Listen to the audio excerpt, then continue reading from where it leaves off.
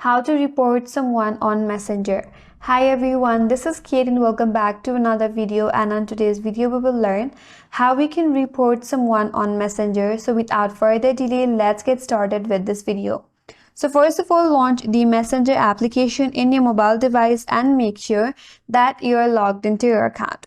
After that, you have to search for that contact or your friend that you would like to report. For example, I have this friend right here, so tap on it and then open up the chat conversation. After that, tap on their profile at the top. And once you're here, scroll down and at the end, there is an option as report, tap on it. Here you can select one of the reasons why you would like to report. If you cannot find your preferred option here, tap on other. Here you have more options, you can choose one from here. If still not, then tap on something else.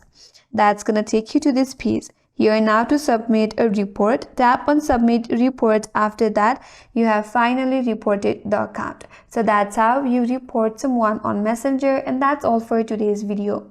Hope this video was helpful, and if you're new to our channel, consider subscribing. Thanks for watching and stay tuned for more videos.